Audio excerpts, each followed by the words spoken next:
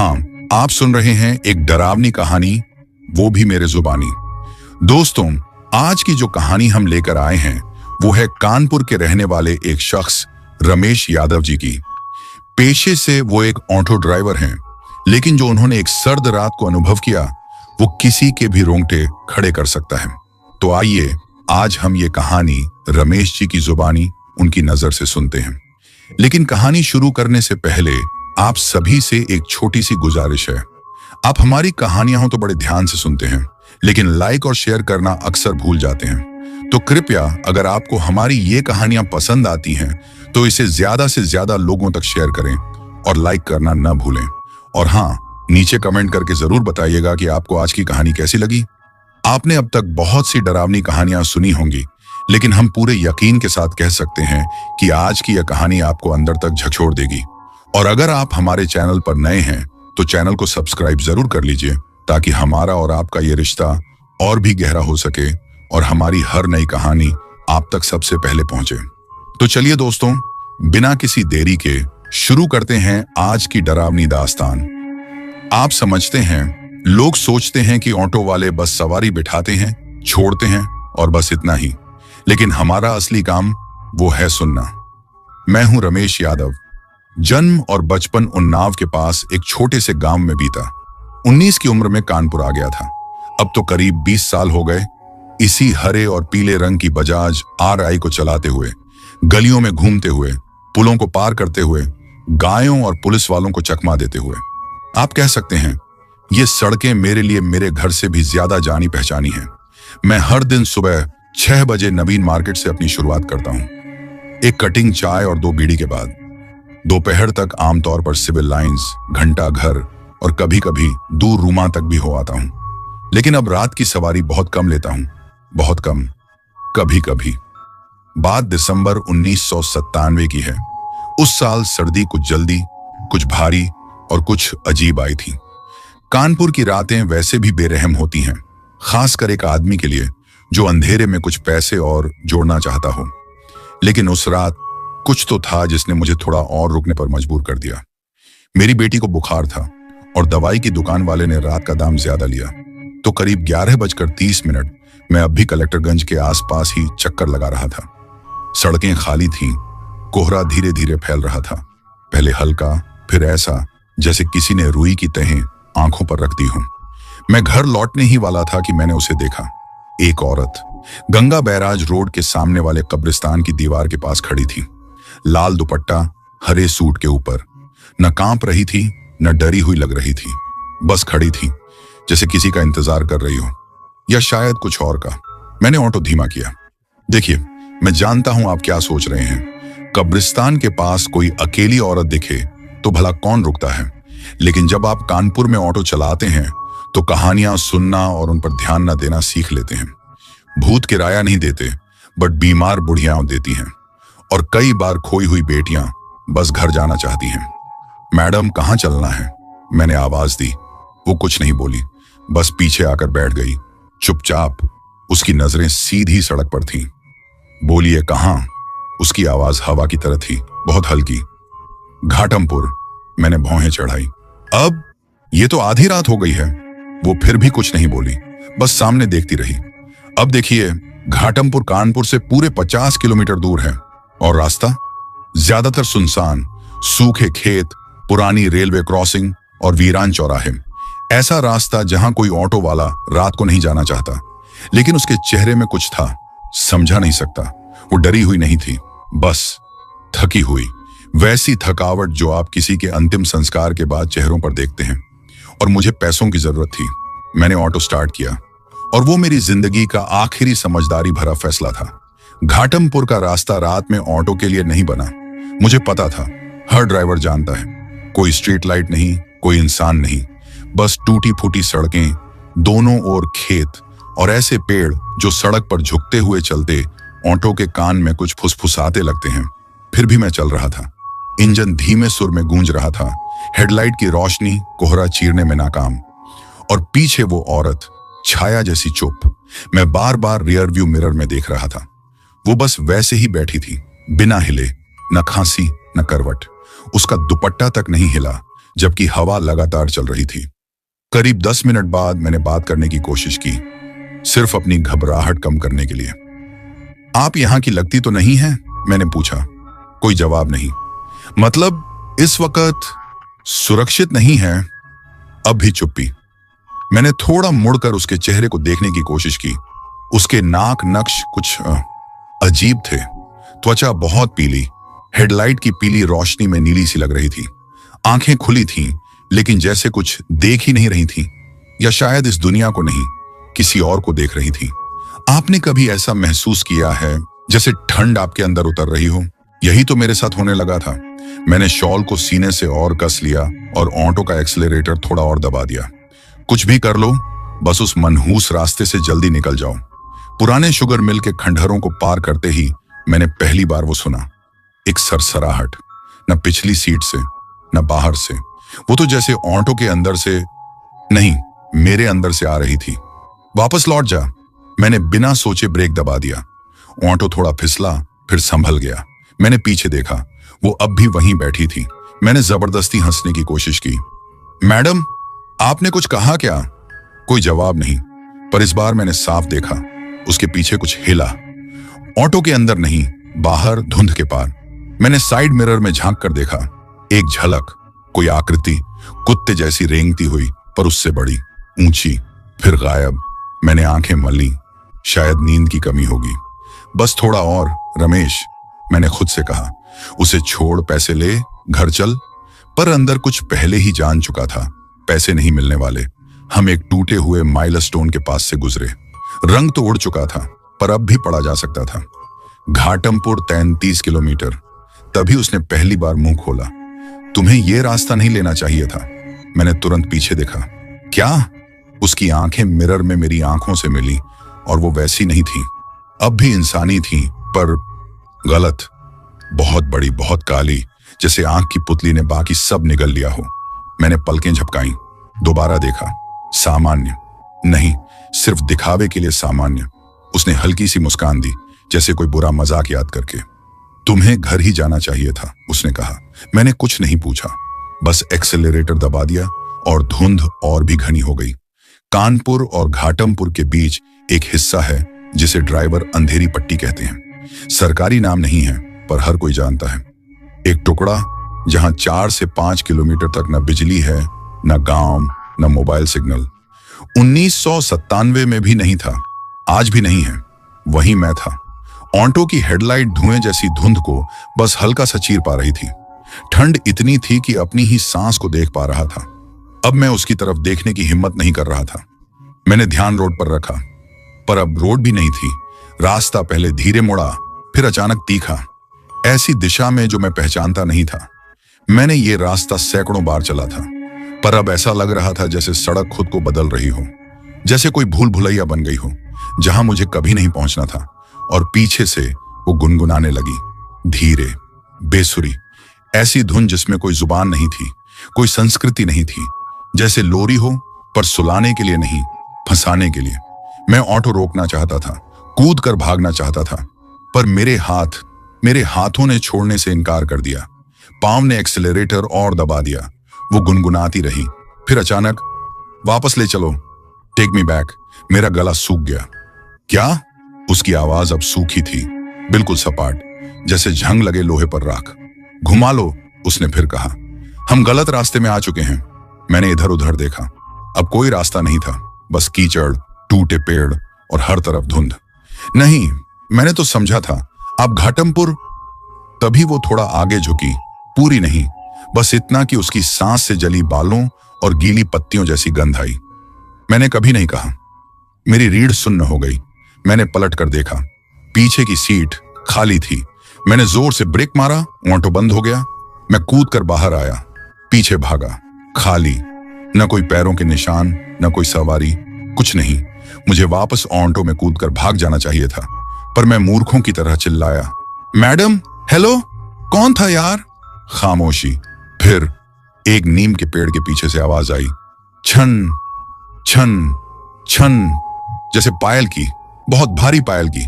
मैंने धीरे से मुड़कर देखा, वो फिर वहां थी, चल नहीं रही थी, तैर रही थी। उसके पैर जमीन को छू नहीं रहे थे। उसकी दुपट्टा अब ऐसे चिपका था जैसे चमड़ी हो गई हो, और उसकी आंखें अब वो नहीं थी, न लाल न सफेद, बल्कि एक मृत पीला अंधेरा, जैसे जानवरों की आंखें रात में चमकती हैं, या लाशों की। उसने फुसफुसाया, तूने मुझे देख लिया। और फिर अंधेरा। जब होश आया, ठंड मेरी हड्डियों में घुस चुकी थी। मेरी आंखें धीरे धीरे खुली, धुंधली और थकी हुई। दुनिया अब भी थी, पर कुछ तो गलत था। मैं अब उस सड़क पर नहीं था। मैं जमीन पर पड़ा था, एक उबड़ खाबड़ गीली सी जगह पर। मिट्टी की गंध, सूखी पत्तियां, टूटे टहनियों का बिछावन। मेरा शॉल गायब था, हाथ छिले हुए थे, और सबसे बुरा, ऑटो गायब था।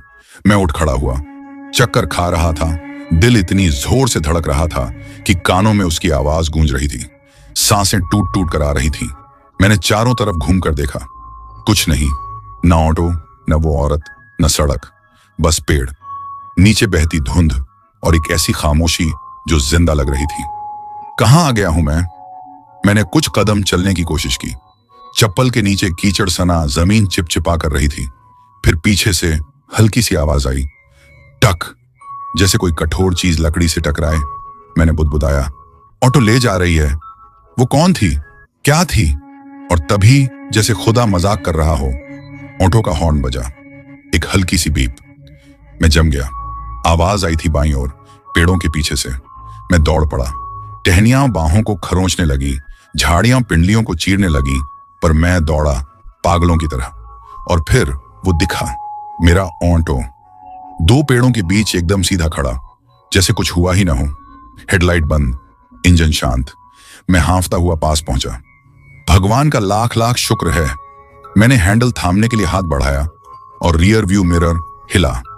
झूला नहीं, एडजस्ट नहीं हुआ, ऐसे झुका जैसे अंदर कोई मुझे आते देख रहा हो। मैं पीछे हट गया। फिर मैंने सीधे मिरर में देखा, और जो दिखा वो मैं नहीं था। चेहरा मेरा ही था, पर हंसी एक खींची हुई, जबरदस्ती की, डरावनी मुस्कान, जो मैं बिल्कुल भी नहीं दे रहा था। और उस हंसते हुए अक्स के पीछे वो थी, पीछे की सीट पर खड़ी थी और मुस्कुरा रही थी, और भी चौड़ी मुस्कान। मैं उछलकर पीछे गिर पड़ा, जमीन पर पीठ के बल, आईने की परछाई गायब। मैं धीरे धीरे उठा, हर अंग कांप रहा था। थरथराते हाथों से ऑटो की पिछली सीट में झांका, खाली। मैंने पलकें झपकाई, दोबारा देखा, अब भी खाली। अब परवाह नहीं थी, अब जाना ही था। अभी मैंने इंजन स्टार्ट किया, पहले एक खांसी, फिर दूसरी, और फिर वो वही पुराना गुर्राहट भरा आवाज जैसे हमेशा करता था। मैंने ऑटो मोड़ा और दौड़ाया उस दिशा में जहां से आया था, जहां सड़क होनी चाहिए थी। पर जितनी दूर मैं जाता, वही नीम का पेड़ बार बार सामने आ जाता। हर बार एक नया पान का दाग तना पर, हर बार वही खाली बीड़ी का पैकेट नीचे पड़ा, हर बार हवा और ठंडी हो जाती। मैं और तेज दौड़ाने लगा, तभी हॉर्न फिर खुद ही बजा। एक बार, दो बार, तीन बार, और रियर व्यू मिरर से एक फुसफुसाहट, तू जा नहीं सकता रमेश, जब तक मैं जो दिखाना चाहती हूं तू देख न ले। मुझे अपनी नानी की कहानियां याद आई, चलावा की। वो कहती थी, चलावा डराता नहीं, तोड़ता है, थोड़ा थोड़ा करके, जैसे किसी धागे को खींचकर स्मृति से उधेड़ा जा रहा हो। और अब जब ऑटो उसी पेड़ के चक्कर काट रहा था, मैं समझ गया था, ये कोई आम भूत नहीं था, ये कुछ और था, पुराना, चतुर, और चाहता था कुछ। मैंने अचानक ब्रेक मारा और फिर से बाहर कूदा, लेकिन इस बार मैं भागा नहीं। मैं सामने खड़ा हो गया, भारी सांसें, धड़कता दिल, और धुंध की ओर नजरें टिकाए। क्या चाहती है तू? मैं चीखा। हवा ने मेरी आवाज निगल ली, लेकिन किसी ने जवाब दिया, छक छक छक। कदमों की आवाज, धीमे, ठहरे हुए, सूखी पत्तियों पर चलती चाल। मैंने एक मोटी सी डाली उठाई, दोनों हाथों से कसकर थाम ली। आगे मत आना, मैं चिल्लाया, सावधान कर रहा हूं। और फिर वो दिखा, मेरा छोटा भाई मुन्ना, उसी लाल स्वेटर में जिसमें वो मरा था 11 साल पहले। वो ऑटो की हल्की हेडलाइट में आ गया, वैसे ही मुस्कुरा रहा था जैसे तब जब वो चोरी से जलेबियां ला कर देता था। भैया, उसने धीरे से कहा, पहचाना मुझे? मैं सांस लेना भूल गया, हाथ से डाली छूट गई। ये नहीं हो सकता, वो 1986 में मरा था, सांप ने काटा था, हमारे घर के बाहर। मैंने साइकिल उधार ली थी, उसे अस्पताल ले गया था रोते हुए, पर बचा नहीं। मैंने उसे मरते देखा था। मुन्ना, मैंने बमुश्किल कहा। वो पास आया। क्यों छोड़ा था मुझे वहां? भैया, क्यों नहीं बांधा था वो काला धागा मेरी टखनों पर, जैसा अम्मा ने कहा था? क्यों नहीं बचाया मुझे? दुनिया डगमगाने लगी। मैं घुटनों के बल गिर पड़ा। वो झुका मेरे सामने। उसकी आंखें अब इंसानी नहीं थीं। दिखाऊं तूने क्या किया था? उसने फुसफुसाया। उसने मेरा माथा छुआ और सब कुछ बदल गया। मैं फिर अपने बचपन के घर में था। उन्नाव के पास वो पुराना मिट्टी का घर, जिसकी छत टपकती थी और कोनों में जली लकड़ियों की गंध थी। अम्मा रोटियां सेंक रही थी और मुन्ना चारपाई पर पड़ा था, पसीना हांफता हुआ। जाकर किसी को ला, अम्मा चिल्लाई। मैं दौड़ा, पर इस बार मैं बीच रास्ते रुक गया, क्योंकि वो खड़ी थी, वही औरत, लाल दुपट्टे में गन्ने के खेत के छोर पर। मुझे बुला रही थी, हाथ हिला रही थी। मैं मुड़ा, एक कदम बढ़ाया। पीछे से मुन्ना चिल्लाया, भैया मत जा, मत जा। पर मैं चला गया, खेत में और भीतर, जब तक पीछे सब कुछ गायब नहीं हो गया। झटका लगा, मैं होश में आया। फिर से उसी जंगल में, सांसें तेज, दिल पागल। याद नहीं कि खड़ा कब हुआ, बस यही याद है कि घसीटते हुए ऑटो के पास पहुंचा। आशंका थी फिर से गायब न हो जाए, पर इस बार वो रुका रहा, वास्तविक, ठोस, जैसे सबका गवाह हो। मैं चढ़ा, इंजन चालू किया और इस बार ना आगे ना पीछे, बाईं ओर मोड़ लिया। टूटी पगडंडी छोड़ दी। उम्मीद थी कोई असली सड़क, कोई गांव, कोई रोशनी मिले। पहले कुछ मिनटों तक सब ठीक था। धुंध कुछ कम हुई, कुछ पेड़ सामान्य लगे, ऐसा लगा शायद बच गया। तभी वो दिखा, एक आदमी सड़क किनारे खड़ा, मध्यम आयु का, हल्की दाढ़ी, फटी पुलिस की वर्दी। हाथ उठाया जैसे रोकना चाहता हूं। मैं धीरे हुआ। साहब, मैंने पूछा, आप थाना से हैं? उसने सिर हिलाया। तुम खो गए हो ना? उसकी आवाज बहुत शांत, बहुत ज्यादा शांत। मैंने ऑटो रोका। हाँ, मैं एक सवारी को घटमपुर ले जा रहा था और तुमने उसे नहीं ले जाया, उसने कहा। मैं चौंका। क्या? तुमने उसे नहीं ले जाया? उसने तुम्हें ले लिया? फिर उसने मेरी आंखों में देखा, गहरी नजर, न डर न हैरानी, बस एक पुराना थका हुआ तरस। तुम पहले नहीं हो, उसने धीरे से कहा, और आखिरी भी नहीं होगे। मैं हक्का बक्का। क्या मतलब है आपका? वो आह भरता है। पीछे देखो।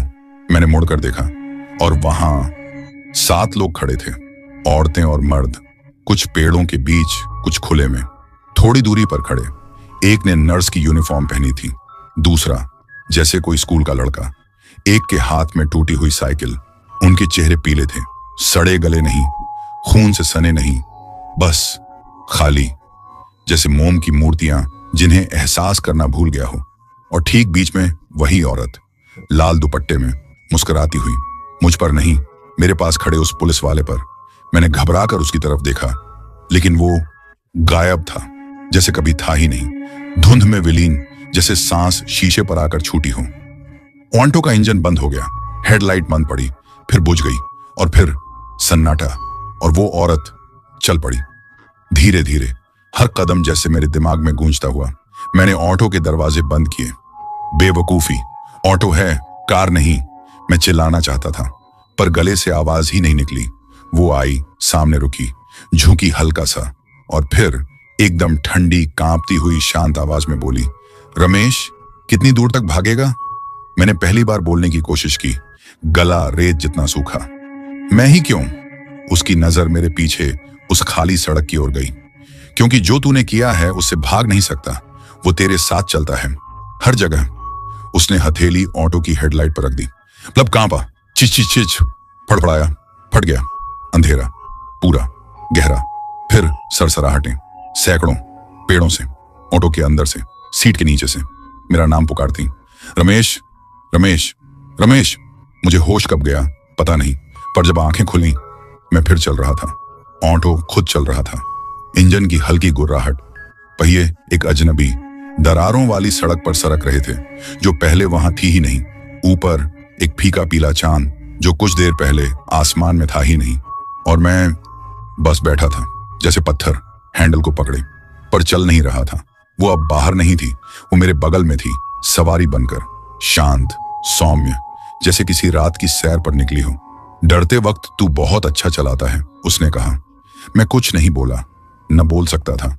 मुंह सूखा, दिमाग दौड़ता, दिल जैसे किसी ताबूत के अंदर हथौड़े की तरह धड़कता। वो झुकी, चेहरा मेरे नजदीक। मौत के पार तू पहले भी चला है रमेश, है ना? मैंने पलकें झपकाई। क्या? उसने दूर की ओर इशारा किया और अचानक जंगल गायब हो गया। हम वापस थे कानपुर में, सालों पहले। मैं इस सड़क को जानता था, पुरानी जीटी रोड, राउतपुर क्रॉसिंग के पास। एक हादसा हुआ था यहाँ, छोटा सा पर बड़ा हो गया। एक बाइक वाला रात का वक्त, बिना हेलमेट, कहीं से आया, टकरा गया, गिर पड़ा। मैं घबरा गया, न रुका, बस चलता रहा। वो मर गया। मैंने किसी को कभी नहीं बताया। और अब वही रात, वही मोड़, वही बाइक वाला जिंदा, तेज रफ्तार में उसी कोने से आ रहा था और मैं सीधे उसी की ओर। ब्रेक मारो, मैं चिल्लाया, पर ऑटो नहीं रुका। और तेज, वो औरत बस देखती रही। नहीं नहीं प्लीज, मैं गिड़गिड़ाया। मैं दोबारा नहीं देखना चाहता, उसने फुसफुसाया। पर इस बार तू देखेगा। ऑटो उससे टकराया, पर टक्कर जिस्म से नहीं थी, आत्मा से थी। जैसे किसी पुराने पाप से भिड़ जाना जिसने सालों इंतजार किया हो सजा देने के लिए।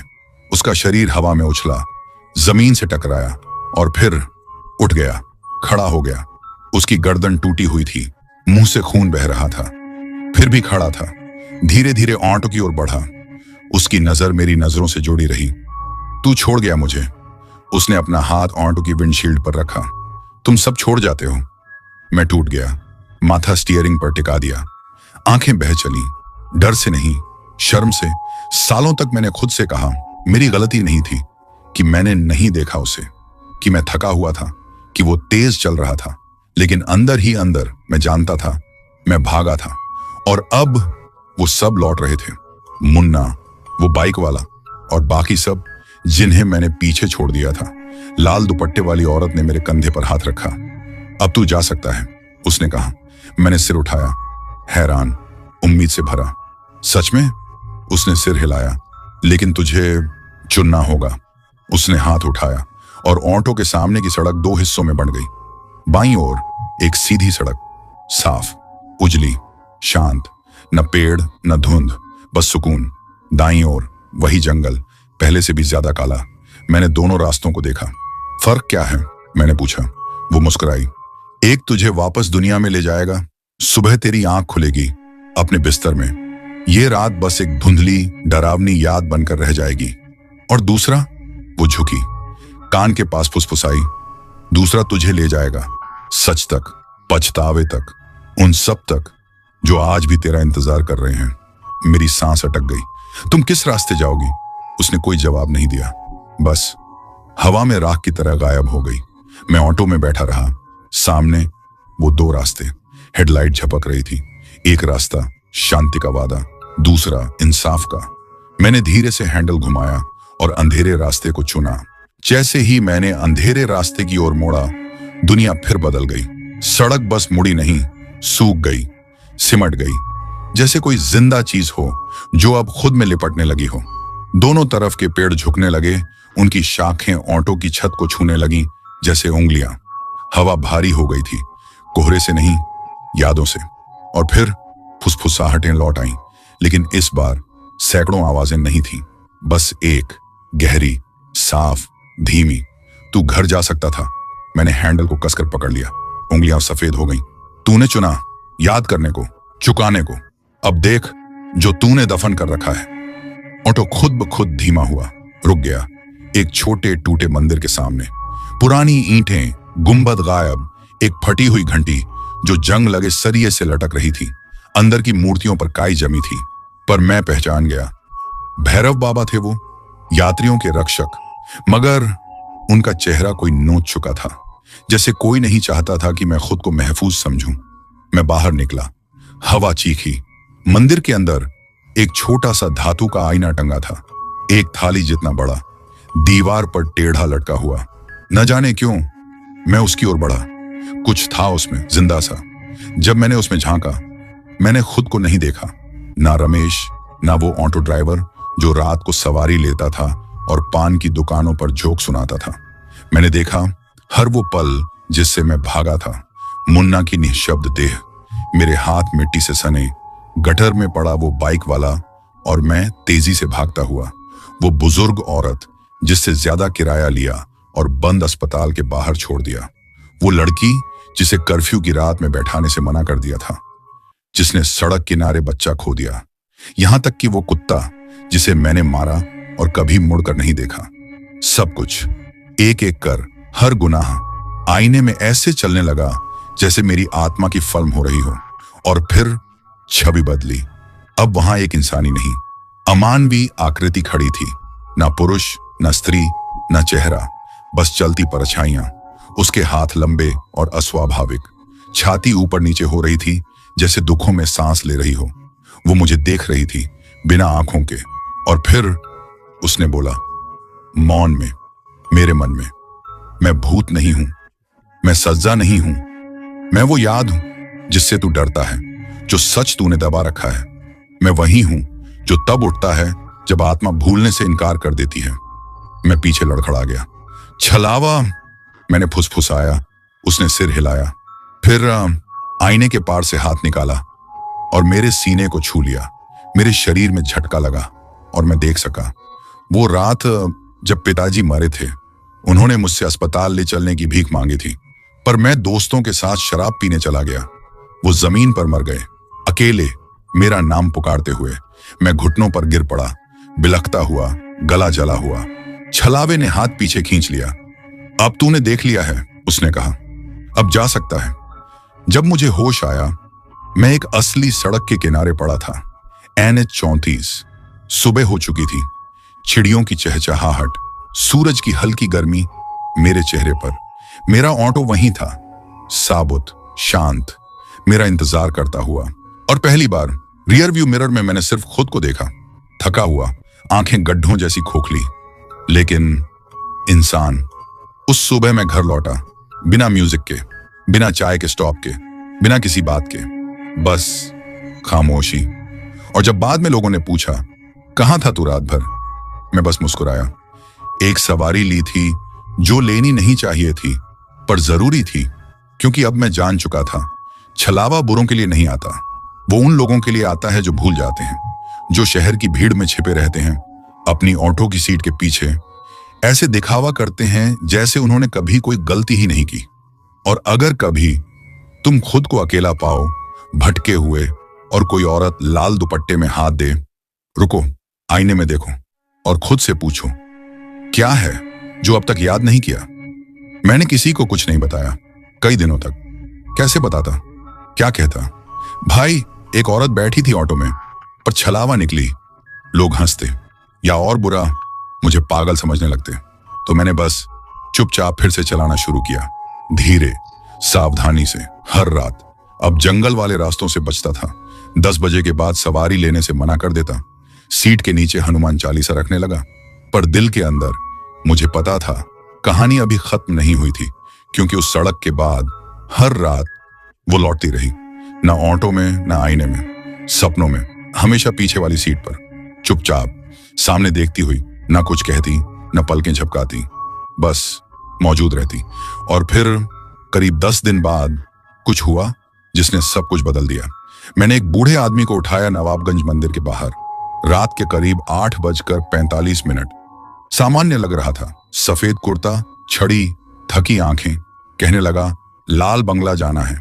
आधे रास्ते में उसने एक बात कही जिससे मेरी रूह कांप गई। छलावा ने तुझे तेरा भाई दिखाया है ना? मैंने ब्रेक मारा, गाड़ी झटके से रुकी। मैं पीछे मुड़ा, वो मेरी ओर देख रहा था, शांत, सब कुछ जानने वाला। आपको कैसे पता? मैं बुदबुदाया। उसने मुस्कुराया नहीं। उन्होंने मुझे मेरी बेटी दिखाई थी, 15 साल पहले। ऑटो बंद सड़क पर खड़ा था, इंजन धीमी आवाज में चलता रहा। वो दूर कहीं देखने लगा, आवाज भारी थी। वो बस एक्सीडेंट में मरी थी, हमीरपुर के पास। मैं उसे नहीं बचा सका। मुझे उस दिन गाड़ी चलानी थी, पर मैं नशे में था। उन्होंने सब दिखाया, फिर से महसूस करवाया। फिर वो मेरी ओर देखने लगा, और फिर उन्होंने मुझे जाने दिया। मेरी सांसें अटकने लगी। आपने भी उसे देखा था? लाल दुपट्टे वाली औरत? उसने सिर हिलाया। वो भूत नहीं है, वो बस एक चेहरा है जो वो पहनते हैं। वो कौन है? मैंने पूछा। वो थोड़ा आगे झुका। तुझे लगा तू अकेला चुना गया? उस रात मैं घर नहीं गया। हम दोनों लाल बंगला के बाहर एक बेंच पर बैठे रहे घंटों। वो मुझे कहानियां सुनाता रहा, दूसरे ड्राइवरों की, दूसरी छवियों की। आगरा का बस ड्राइवर जिसने अपनी मरी हुई पत्नी को रियर व्यू में देखा और बस का कंट्रोल खो दिया। फतेहपुर का एक टेम्पो वाला जो 2 हफ्ते के लिए गायब हो गया और जब लौटा उसके बाल पूरे सफेद थे। आलमबाग का रिक्शा वाला जो हर रात अपनी सीट के नीचे से एक बच्चा रेंगता हुआ देखता था और फिर बोलना ही बंद कर दिया। वो आते हैं, बूढ़े ने कहा, उनके पास जो अपने गुनाह बहुत गहरे दफन कर देते हैं। क्यों? मैंने पूछा। याद दिलाने, चेतावनी देने। किस बात की चेतावनी? उसने आसमान की ओर देखा। काली रात और कुछ चमकते तारे कि कुछ आने वाला है, एक हिसाब का वक्त, और हम जो दूसरों को ढोते हैं, हम उसका हिस्सा बनेंगे। मैंने उसे भोर से पहले घर छोड़ा। उसने पैसे नहीं दिए, अलविदा भी नहीं कहा, बस उतरा और धीमे से फुसफुसाया, जब फिर से शुरू होगा रमेश, तब तुम अकेले नहीं होगे। शुरुआत एक संदेश से हुई। बूढ़े आदमी से मिलने के 3 रात बाद मैं चुनीगंज चौक पर ऑटो खड़ा किए गुप्ता टी स्टॉल के पास उसी टूटे कुल्हड़ से चाय पी रहा था। हवा में हल्की धुंध थी, सीधी, बेगुनाह, मगर ठंड अजीब थी। मध्य अप्रैल में पसीना आना चाहिए था, लेकिन उस रात ऐसा लगा जैसे जनवरी चुपके से लौट आई हूं। करीब 1 बजे मैंने घर लौटने का फैसला किया। आंखें भारी थीं। जेब से चाबी निकालते हुए मैं ऑटो की ओर बढ़ा और तभी मैंने देखा वो शब्द मेरी ऑटो की विंडशील्ड पर लिखे हुए, खून जैसी लकीरों में भीतर की तरफ से खरोंच कर उकेरे गए। सवारी ले लो। मैं चौंक कर पीछे हटा, इधर उधर देखा, कोई नहीं, सिर्फ दूर से एक कुत्ते के भौंकने की आवाज और पान वाले की गुनगुनाहट। मैंने अपने दुपट्टे से शीशा पोंछा, कुछ नहीं मिटा। मैं ऑटो में बैठा। भीतर से कुछ दिखाई नहीं दे रहा था, संदेश सिर्फ बाहर से दिखता था, जैसे ये चेतावनी मेरे लिए नहीं थी, किसी और के लिए थी जो मुझे देख रहा था। उस रात मैं घर नहीं गया, पूरा शहर घूमा, लाल बंगला से घंटा घर, फिर आर्य नगर के रास्ते वापसी। ना खाना खाया, ना तेल भरवाया, ना कोई सवारी उठाई, बस किसी चीज का इंतजार कर रहा था, या किसी का। और ठीक 2:42 सुबह एक आवाज आई, कांच पर एक हल्की सी थपकी, न दस्तक न पुकार, बस एक नर्म जानबूझकर दी गई टैप। मैंने मुड़कर देखा, एक आदमी खड़ा था, उम्र कोई 30 से 32, बाल बिखरे हुए, आंखें लाल, शराब से नहीं रोने से, सफेद शर्ट पसीने से गीली, हाथ में एक मुड़ी तुड़ी फोटो। भैया, उसने कहा, गंगा बैराज, जल्दी। मेरे अंदर कुछ चिल्लाया, मत जा, लेकिन कुछ और गहरे कहीं धीरे से बोला, यही है वो सवारी। मैंने सिर हिलाया, वो चुपचाप बैठ गया। गंगा बैराज की सड़क खाली थी, न ट्रक, न टेम्पो, न पुलिस, बस हमारे इंजन की आवाज और हवा की सरसराहट। 20 मिनट तक वो कुछ नहीं बोला, फिर धीरे से पूछा, तुमने कभी किसी को खोया है? मैंने कोई जवाब नहीं दिया। उसने अंधेरे में वो फोटो आगे बढ़ाई। एक बच्ची, करीब 9 साल की, आधी मुस्कान आधा डर। मेरी बेटी है, वो फुसफुसाया। हम यहां आए थे। वो बहाव में बह गई, अब तक कोई नहीं मिला उसे। मेरे हाथों की पकड़ हैंडल पर कस गई। उसने फिर कहा, आवाज कांप रही थी, कल रात मेरे कमरे की खिड़की पर दस्तक हुई। मैंने खोला, वो खड़ी थी, गीली, कांपती हुई, और बस इतना बोली, बाबा, मैं इंतजार कर रही हूं, मुझे लेने आओ। मैंने ब्रेक मारने ही वाला था, लेकिन वो आदमी मेरी ओर देख रहा था, आंखों से आंसू बहते हुए। उसने कहा था, मुझे कोई मिलेगा, कोई जो रास्ता जानता होगा, वो मुझे वहां तक ले जाएगा, बिना किराए के। मैंने स्पीड बढ़ा दी। सामने गंगा चमक रही थी, काली, अथाह, खामोश, और तभी मुझे समझ में आया, वो बच्ची डूबी नहीं थी, वो ली गई थी। हम किनारे पहुंचे। वो आदमी उतरा, बैरिकेड के पास जाकर खड़ा हो गया, नदी को घूरते हुए। मैं ऑटो में ही रहा, इंजन की गुनगुनाहट, बस वही आवाज। फिर वो मेरी ओर मुड़ा और मुस्कुराया, धन्यवाद रमेश। मैं चौंका, तुम्हें मेरा नाम कैसे पता? उसने कोई जवाब नहीं दिया, बस बैरिकेड पार किया और नदी में समा गया। मैं दौड़कर पीछे गया, चिल्लाया, रोया, कुछ नहीं, न छींटा न शरीर, बस खामोशी। जब मैं ऑटो के पास लौटा, पीछे की सीट सूखी थी, जैसे कोई बैठा ही नहीं था। लेकिन वो फोटो वहीं पड़ी थी, चेहरा नीचे की ओर। मैंने उठाया, वो खाली थी। छलावा अब भी खत्म नहीं हुआ था। उसने मुझे एक काम सौंपा था, उन सवारियों को उठाने का काम जिन्हें कोई और नहीं उठाता, खोए हुए लोगों को पहुंचाने का, भूली हुई यादों का गवाह बनने का। और अब मुझे पता था, हर अगली सवारी मुझे और गहराई में ले जाएगी, उस सच की ओर जिससे मैं अब भी अनजान था। मैं सो नहीं सका। गंगा बैराज की उस रात के बाद मैं भोर तक ऑटो में ही बैठा रहा, उस खाली तस्वीर को घूरते हुए, जैसे वो जिंदा हो उठेगी और कुछ कह देगी। नदी ने उस आदमी को ले लिया था, पर जो चीज रह गई थी वो थी उसकी आवाज। जिस अंदाज में उसने मेरा नाम लिया था, जैसे वो मुझे जानता हो, जैसे उसे किसी ने भेजा हो। किसने? छलावे ने, या उससे भी कुछ ज्यादा डरावना। अगली सुबह मैं पहुंचा यूसुफ भाई के पास, पुराना टैक्सी मिस्त्री जो अब रावतपुर स्टेशन के पास की झोपड़ी में बीड़ी पीते बैठा करता था। कभी मेरा ऑटो ठीक किया करता था, जब तक गठिया ने उसकी उंगलियों को जंग लगे औजार न बना दिया। वो खाट पर बैठा था, आंखें धंसी हुई, जैसे जिंदगी बहुत कुछ दिखा चुकी हो। किसी भूत को देखा लगता है। वो बड़बड़ाया, शायद उठा लिया मैंने। उसने हंसी नहीं उड़ाई, पलकें भी नहीं झपकाई, बल्कि वो थोड़ा आगे झुका, आंखें तेज हो गईं। लाल पहनकर बैठती है पीछे की सीट पर आधी रात, तब तक कुछ नहीं बोलती जब तक वो चाहती नहीं। जाते जाते कुछ छोड़ जाती है जो तुम साथ नहीं लाए थे। मेरे रोंगटे खड़े हो गए। मैंने चुपचाप सिर हिलाया। उसने इधर उधर देखा, जैसे हवा को परख रहा हो, फिर पूरब की ओर इशारा किया। यार्ड में जा। मैंने भौहें चढ़ाई। कौन सा यार्ड? उसने आवाज धीमी कर ली। पुराना टैक्सी डंप, हाईवे बाईपास के पार, कल्याणपुर के बाद। 20 साल पहले बंद हो गया था, जब सारे ड्राइवर गायब होने लगे। अब कोई नहीं जाता वहां, कचरा बीनने वाले भी नहीं। मैं वहां क्यों जाऊं? उसने मेरी आंखों में झांका। क्योंकि तू पहला नहीं है रमेश, और अगर तू बिना समझे और आगे गया, उसने मेरी छाती पर उंगली मारी, तो लौटेगा नहीं। उस शाम मैंने वही रास्ता लिया जो यूसुफ भाई ने बताया था। सूरज डूबते डूबते मैं पहुंच गया। नीम के पेड़ों और टूटी दीवारों के पीछे एक वीरान मैदान, धूल और झाड़ियों से ढंका। मरे हुए ऑटो, सड़े हुए टैक्सी, जंग लगे स्कूटर और 80 के काले पीले कैब्स, सभी एक दिशा में मुड़े हुए, जैसे कोई अब भी उन्हें चलाने की प्रतीक्षा में हो। और बीच में एक पुराना फीका ऑफिस केबिन, खिड़कियां टूटी हुई, दीवारें उखड़ी हुई, दरवाजा अधखुला। मैं भीतर गया। सबसे पहले जो महक आई वो सडन नहीं थी, ना ही पेट्रोल। वो थी पुराने गीले कागजों की, लॉग बुक्स के ढेर, टेबल और फर्श पर बिखरे हुए, छिटकती रजिस्टर पन्नियां, जंग लगे क्लिपबोर्ड, चूहों से कुतरे हुए पन्ने, और हर एक पर, पहले पन्ने पर एक ही बात लिखी थी। सवारी उठाई गई, उसके बाद ड्राइवर का नाम, और फिर एक ऐसी भाषा जो मैं पढ़ नहीं सका, ना हिंदी, ना उर्दू, ना अंग्रेजी। ऐसे चिन्ह जो ज्यादा देर देखने पर हिलने लगते थे। एक बही पर खून के धब्बे थे, दूसरे पर नाखूनों के निशान, लेकिन सभी में एक ही ढांचा था, नाम, सवारी, तारीख और वो भाषा। कुछ नामों को मैं पहचान गया। अजय दादा 2009 में 12 के लिए निकला, कभी वापस नहीं आया।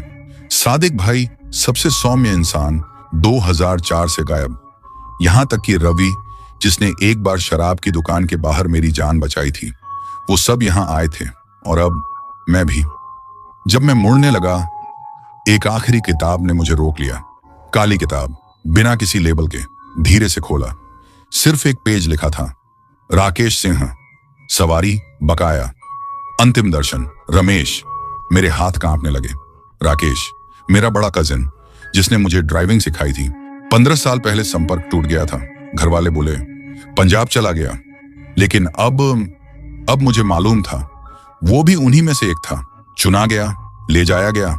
बाहर की हवा अचानक तेज हो गई और ऑफिस की टूटी खिड़की के कांच में मैंने उसे फिर देखा।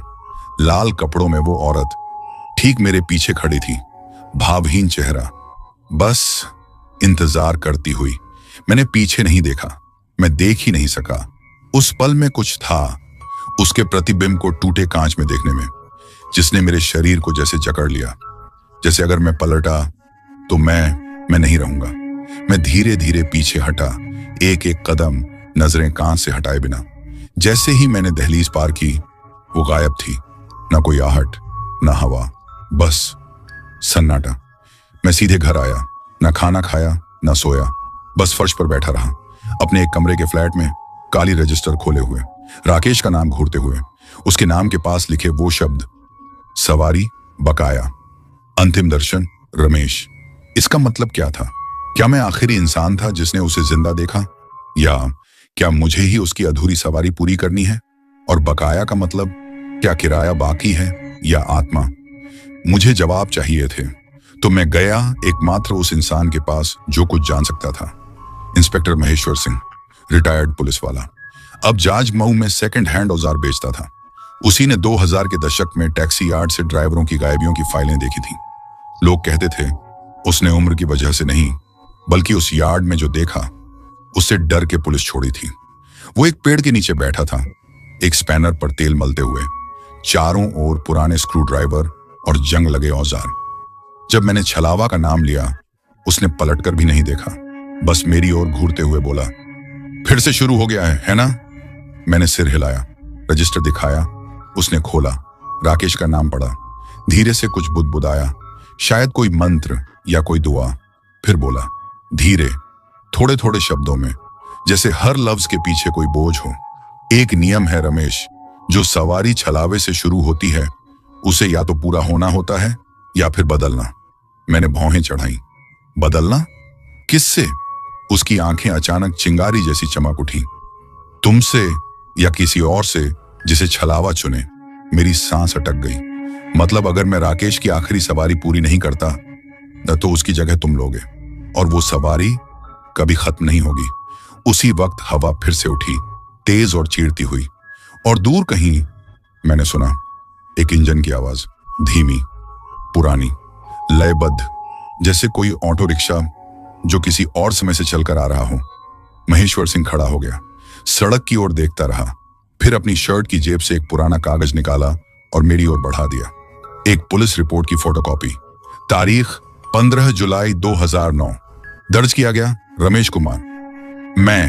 लेकिन मैंने कभी ऐसी रिपोर्ट नहीं लिखी। फिर भी उसमें दर्ज था एक गायब मुसाफिर, पिकअप पॉइंट, काकादेव गंतव्य, सूचीबद्ध नहीं ड्राइवर, राकेश सिंह वाहन, K09B1432, और शिकायतकर्ता का नाम मेरा। ये नामुमकिन है, मैंने बड़बड़ाया।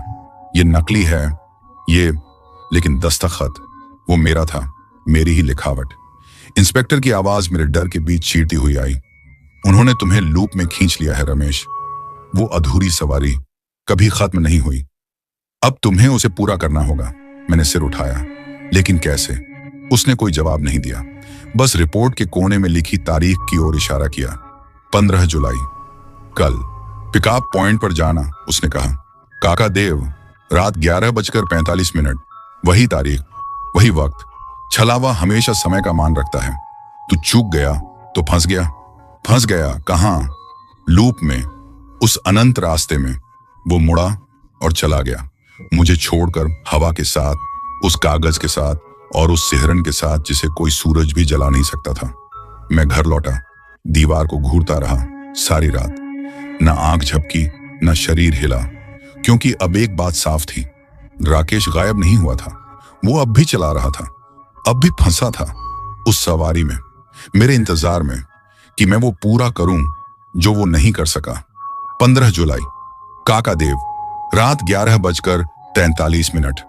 मैंने अपना ऑटो पुरानी फल मंडी के पास उस चमकती टिमटिमाती हैलोजन लाइट के नीचे पार्क किया। चारों ओर सन्नाटा था, अजीब तरह का सन्नाटा, यहां तक कि कुत्ते भी नहीं भौंक रहे थे आज। सड़क की बत्तियां भी थक चुकी थीं, जैसे नींद और नींद के बीच झूल रही हूं। मैंने डैशबोर्ड की घड़ी देखी, 11:44। 1 मिनट बचा था। हथेलियां पसीने से भीगी थी, दिल की धड़कन इतनी तेज थी कि ऑटो का इंजन भी फीका लग रहा था। हवा तक ठहरी हुई थी, जैसे पूरा शहर सांस रोक कर बैठा हो। और फिर 11:45, कदमों की आहट सुनाई दी, न तेज न डरपोक, बस धीमे, सधे हुए, नंगे पांव। वो निकली, बंद पान की दुकान की गली से लाल रंग की फीकी साड़ी में एक औरत चल रही थी, जैसे उसके पास सारा समय हो इस दुनिया का। मैंने उसका चेहरा नहीं देखा, उसने एक शब्द नहीं कहा, बस चुपचाप आकर पीछे वाली सीट पर बैठ गई, बिल्कुल बीच में, हाथ गोदी में रखे, सिर थोड़ा झुका हुआ। मैंने नहीं पूछा कहाँ जाना है, क्योंकि अब मैं जानता था मंजिल मायने नहीं रखती। जैसे जैसे ऑटो चला, रास्ते बदलने लगे। ना कोई रिक्शा, ना आवारा कुत्ते, ना चाय की टपरी, ना टूटे बोर्ड, ना कचरे के ढेर, ना इंसान, बस साफ असीम सड़कें। उन दोनों ओर लंबे लंबे पेड़ जो मैंने कानपुर में कभी नहीं देखे थे। हवा ठंडी हो गई थी, तेज नहीं लेकिन प्राचीन, जैसे वो हवा जो किसी पुराने कुएं या भूले बिसरे मंदिरों के पास होती है। मैंने रियर व्यू मिरर देखा, वो जा चुकी थी, लेकिन उसकी परछाई वहीं थी, ना हिलती ना डोलती, बस मौजूद। अचानक ऑटो झटका खाकर रुका। इंजन ने खरखराना शुरू किया, हेडलाइटें झपकाईं, एक बार, दो बार, फिर अंधेरा, सड़क, पेड़, आसमान, सब कुछ गायब। मैंने ब्रेक मारे, कोई असर नहीं, कोई आवाज नहीं, कोई गंध नहीं, सिर्फ सन्नाटा। और तभी उसकी आवाज आई, तुमने उसे छोड़ दिया। 3 शब्द, धीरे लेकिन चीखों से ज्यादा गहरे छुपते हुए। मैं पलटा, वो फिर पीछे बैठी थी, मुझे देखती हुई। उसका चेहरा धुंधला था, धुएं की तरह बदलता हुआ, लेकिन उसकी आंखें बिल्कुल राकेश जैसी, गरम, थकी हुई और सवाल करती हुई। तुमने उसे आखिरी बार देखा था, तुमने पीछे मुड़कर नहीं देखा। और उसी पल मुझे याद आया, राकेश को आखिरी बार कब देखा था। मैं 19 साल का था, वो 25 का। रात की फिल्म के बाद उसने मुझे घर छोड़ा था। कुछ अजीब लग रहा था उस दिन, चेहरा पीला था, मन कहीं और। मैंने पूछा, सब ठीक है? वो मुस्कुराया और बोला, बस एक राइड लेनी है। यही आखिरी बार था जब किसी ने उसे देखा। मैंने ना कॉल किया ना पूछा, वो गायब हो गया और मैं बस आगे बढ़ गया। अब तक वो औरत झुकी मेरी ओर। ये सवारी उसकी थी, ये अब तुम्हारी है, जब तक तुम इसे खत्म ना कर दो। मैंने कांपती आवाज में पूछा, कैसे, कहां जाना है? उसने कोई जवाब नहीं दिया, बस खिड़की की ओर इशारा किया। एक ऐसा रास्ता जिसे मैंने कभी नहीं देखा था, जहां हवा लू की लहरों जैसी कांप रही थी, जहां क्षितिज टेढ़ा लग रहा था, जैसे पूरी दुनिया झुक रही हो, मुड़ रही हो। मैंने गले में सूखी हुई सांसें रोकी, ऑटो उस अनजाने रास्ते की ओर मोड़ा और एक्सेलरेटर दबा दिया। और फिर दुनिया पिघलने लगी। पेड़ छायाओं में बदल गए, आसमान लाल हुआ, फिर काला, सड़क चौड़ी हो गई। मैं अब कानपुर में नहीं था, शायद भारत में भी नहीं। मैं एक ऐसी जगह से गुजर रहा था जो किसी जगह के बीच की जगह थी। और फिर दूर से कुछ चमकता हुआ दिखा। एक गेट, पुराना, लकड़ी का, खाई से ढका हुआ, ऊपर एक नाम खुदा था, एक ऐसी भाषा में जिसे मैं पढ़ नहीं सका, लेकिन वो नाम जैसे खुद ब खुद मेरे मन में गूंज गया, लूप ऑफ द लॉस्ट। उस गेट के पार दर्जनों ऑटो खड़े थे, इंतजार करते हुए। हर एक के भीतर एक ड्राइवर, आंखें खुली, सीधे आगे देखती हुई, जैसे समय में जमे हुए हों। और उन्हीं में से एक था राकेश। उसका चेहरा शांत, हाथ हैंडल पर, आंखें बिल्कुल सूनी, जैसे देखना भूल गया हो। मैं चीखा, राकेश भैया! कोई जवाब नहीं, कोई हरकत नहीं। और तभी वो लाल साड़ी वाली औरत उतरी, धीरे धीरे चली, राकेश के ऑटो तक पहुंची, उसके कंधे पर हाथ रखा और राकेश ने पलकों को झपकाया, बस एक बार। और फिर जैसे धूल हवा में उड़ती है, वो भी बिखरने लगा, टुकड़ों में, धीरे धीरे, जब तक सिर्फ उसका ऑटो बचा, खाली, उसकी सीट खाली। वो औरत मेरी तरफ मुड़ी, मुस्कुराई, अब तुम्हारी बारी है। मैं हिल नहीं सका। उस औरत ने, जिसे मैंने अब तक सिर्फ एक छाया समझा था, अभी अभी मेरे भाई को धुएं में बदलते देखा। और अब वो उसी सीट की ओर इशारा कर रही थी जो अब मेरी थी। उस ख्याल से ही जी में चलाया, अब तुम्हारी बारी है।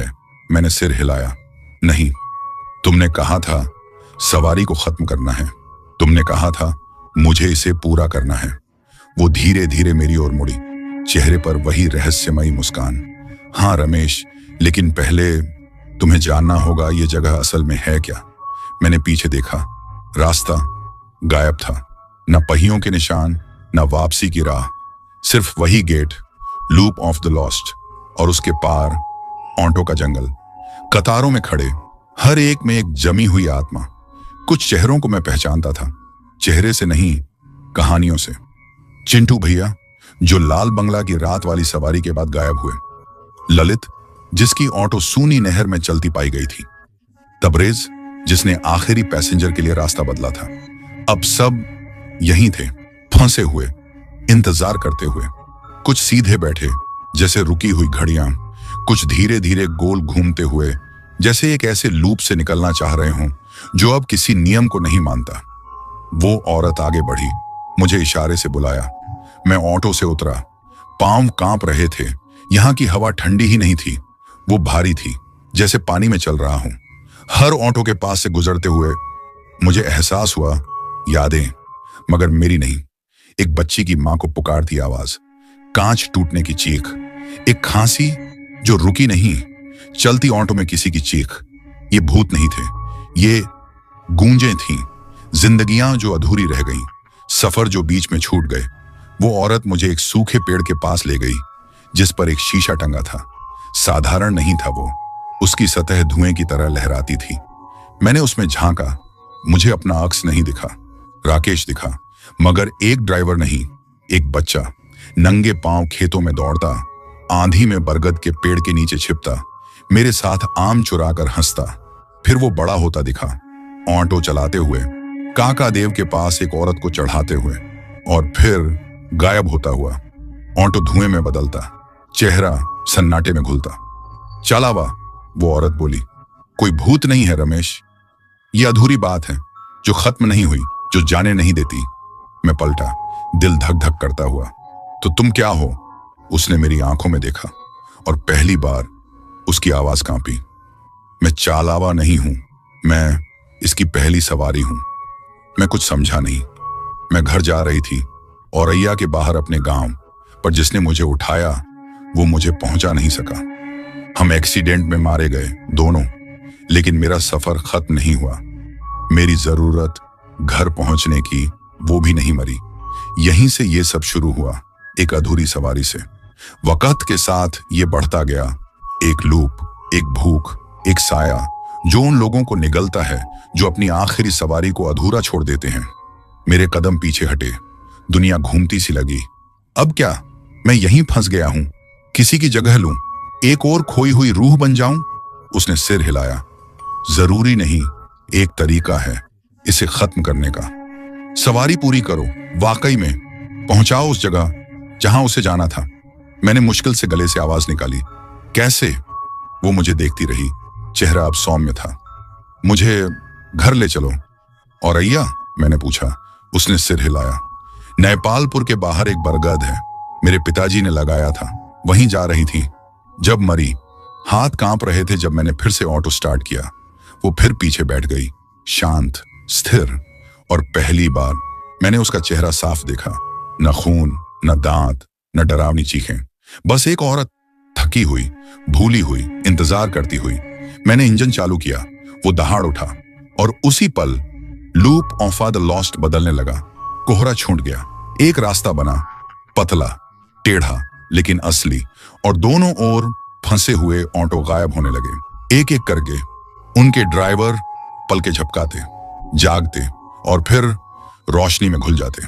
मैंने ड्राइव किया और पीछे वो गेट धूल बनकर बिखर गया। सड़क अब भी आगे बढ़ती जा रही थी, लेकिन इस बार ये वही सड़क थी जिसे मैं पहचानता था।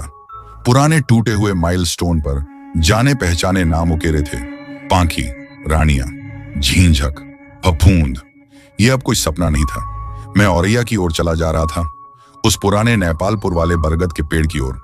वही रास्ता जो राकेश कभी पूरा नहीं कर पाया। वो अब भी पीछे बैठी थी, शांत, स्थिर, और अब पहले से कहीं ज्यादा इंसान जैसी। उस अजीब सी ठंडी ऊर्जा की जगह अब उसके चेहरे पर एक थकान थी, जैसे कोई औरत बहुत लंबी यात्रा के बाद आखिरकार घर लौट रही हो।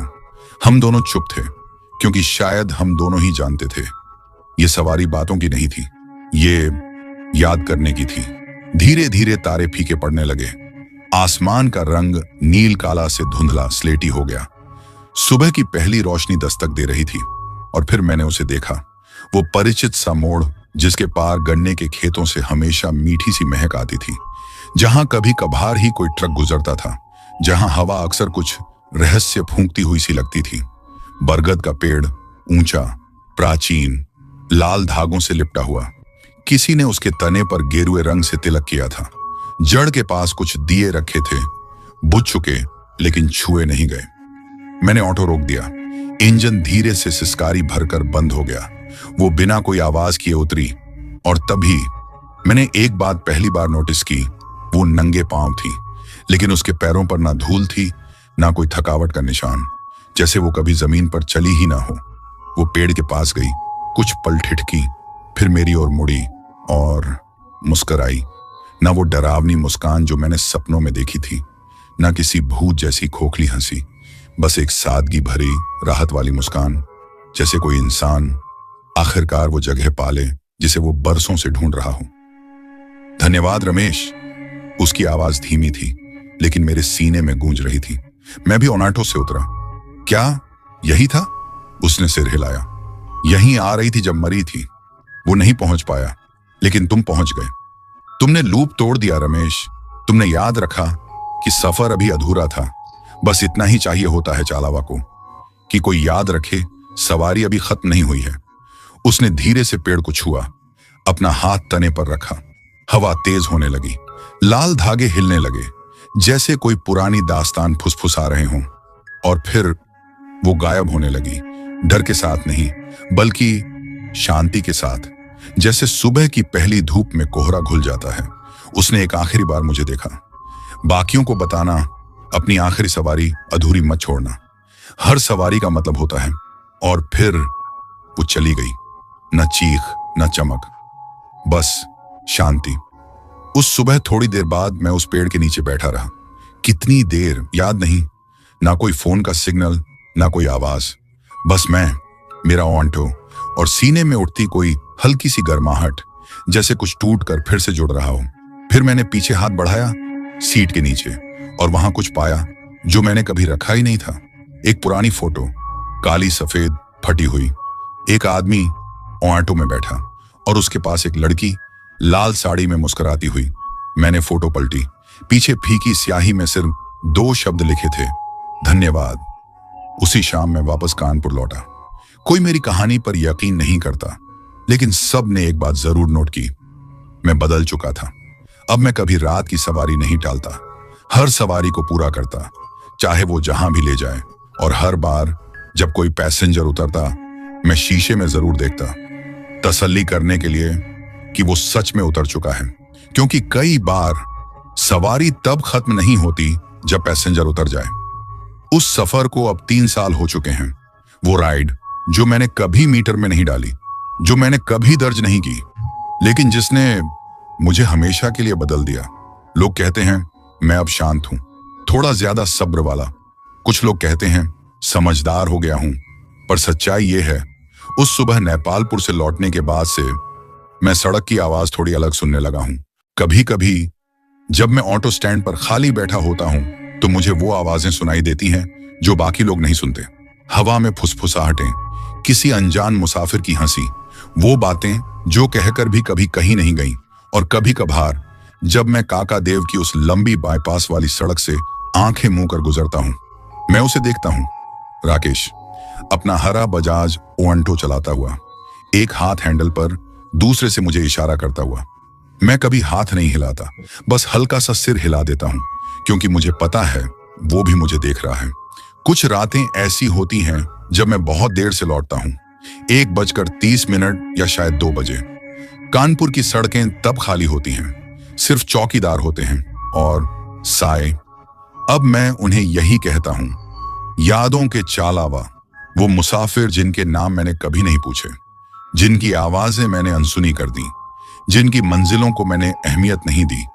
लेकिन अब मैं उनसे नहीं डरता, क्योंकि अब मुझे ये बात समझ आ गई है, चालावा सिर्फ तब भटकता है जब कोई सफर अधूरा छोड़ दिया जाए। अब जब कोई सड़क किनारे से आवाज लगाता है, बुजुर्ग औरत, कोई नन्हा लड़का या शराब में धुत एक आदमी जो बंद दुकान के नीचे पड़ा हो, मैं रुकता हूं, पूछता हूं, कहां चलना है भैया? और जब तक वो अपनी मंजिल तक न पहुंच जाए, मैं नहीं जाता। डर से नहीं, बल्कि इसलिए क्योंकि अब मैंने डर से बड़ी चीज सीख ली है। सवारी कभी सिर्फ सवारी नहीं होती, वो चलती हुई कहानी होती है। किसी की किताब का अगला पन्ना, कभी कभी वो किसी के घर लौटने का आखिरी मौका। और मैं कौन होता हूं किसी को वो मौका ना देने वाला। बाकी ड्राइवर आज भी मजाक उड़ाते हैं। रमेश भैया और उनके हॉन्टेड रूट्स। जब मैं 2 बजे किसी सवारी को उठाता हूं या 50 रुपए के लिए शहर की सीमा से बाहर छोड़ने चला जाता हूं, वो हंसते हैं। हंसने दो, क्योंकि कभी कभी, बस कभी कभी, जब मैं किसी को उतारता हूं और वो बिना कुछ कहे धुंध में आगे बढ़ जाता है, मैं शीशे में देखता हूं और उस खामोशी में मुझे उसकी आवाज फिर सुनाई देती है। बाकियों को बताना, अपनी आखिरी सवारी अधूरी मत छोड़ना। तो दोस्तों, आज की डरावनी कहानी यहीं खत्म होती है। उम्मीद है आपको यह किस्सा पसंद आया होगा। अगर कहानी ने आपको छुआ तो नीचे कमेंट में अपनी राय जरूर दें। आपका एक शब्द भी हमें और कहानियां मौलाने का हौसला देता है। जल्द मिलेंगे एक और खौफनाक सफर के साथ।